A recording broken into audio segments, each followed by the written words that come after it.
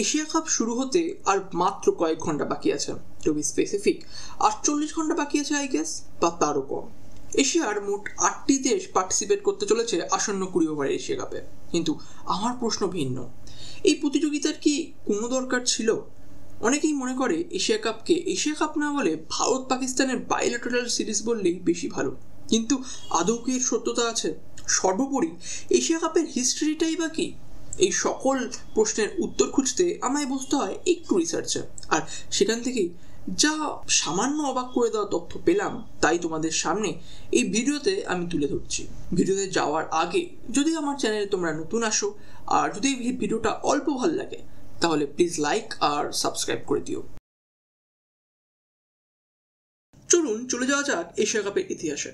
Asia কাপের প্রথম শুরুটা হয়েছিল 1984 সালে, তাও মাত্র 3টি দেশের মধ্যে। ভারত, পাকিস্তান আর শ্রীলঙ্কা ছিল এশিয়া কাপের প্রথম দেশ যারা অংশগ্রহণ নিয়েছিল। অর্থাৎ প্রথম থেকেই ভারত আর পাকিস্তানের ক্ল্যাশকে ক্যাশ ইন করাই ছিল এই কাপের মূল উদ্দেশ্য। এশিয়া কাপের প্রথম এডিশন হয়েছিল ইউএইতে, আর তার চ্যাম্পিয়ন্স হয়েছিল ভারত। এশিয়া কাপ ক্রিকেট বিশ্বে এমন এক প্রতিযোগিতা যা দুটি ফরম্যাটে হয়, একটি ওডিআই, দ্বিতীয়টি টি20। যদিও টি20টা পরবর্তীকালে ইন্টিগ্রেট করা হয়েছিল। 2016 সালে প্রথমবার বাংলাদেশের মাটিতে এশিয়া কাপের 20 ওভারের প্রতিযোগিতা আয়োজন করা হয়েছিল, কিন্তু এরপরে লম্বা 6 বছর এই টুর্নামেন্টের কোনো নামগন্ধই পায়নি এশিয়াবাসী। পরে 2022 সালে ইউএইতে আবার আয়োজিত হয় এশিয়া কাপ। এর থেকেই বোঝা যায় প্রথম দিকে এশিয়া কাপের কন্টিনিউশন নিয়ে একটা বড় প্রশ্ন ছিল, কিন্তু বর্তমানে অলমোস্ট এভরি ইয়ারই আমরা এশিয়া কাপকে দেখতে পাই, and all thanks to sponsor and money. By the way, একটা মজার ব্যাপার হলো এশিয়া কাপের মোস্ট সাকসেসফুল টিম হলো ভারত, কিন্তু ভারত কিন্তু বেশিবার ফাইনাল খেলেনি। সবচেয়ে বেশিবার ফাইনাল যে টিমটি খেলেছে সে হলো শ্রীলঙ্কা, যার এখন দুর্দশা চলছে। এশিয়া কাপে মোট 12 বার ফাইনাল খেলেছে শ্রীলঙ্কা। এবার আসা যাক সেই টপিকে যেটা এখন সবচেয়ে বেশি ইম্পর্টেন্ট, অ্যাটলিস্ট ইন্ডিয়াতে কিছুটা হলেও কন্ট্রোভার্সির রূপ নিয়েছে। অনেকের মতে এই প্রতিযোগিতা এশিয়া কাপের প্রতিযোগিতা নয়, এটি ভারত পাকিস্তানের একটি দ্বিপাক্ষিক সিরিজ। এভরি সিঙ্গেল এডিশনে ভারত আর পাকিস্তানকে এমনভাবে গ্রুপে ফেলা হয় যাতে তাদের অ্যাটলিস্ট 2টো ম্যাচ হয়, কোনো কোনো সময় তার 3টেও হয়ে যায়।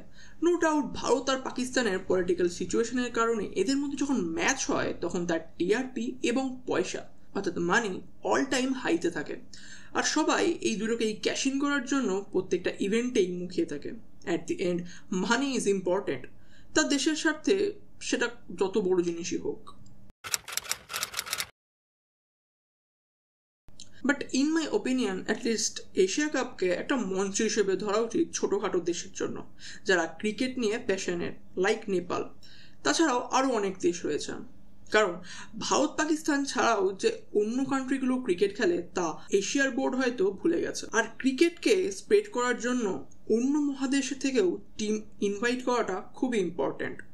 লাইক ফুটবল, বর্তমানে ভারত একটি সাফ নেশন কান্ট্রি হয়েও কাফাতে ফুটবল খেলছে।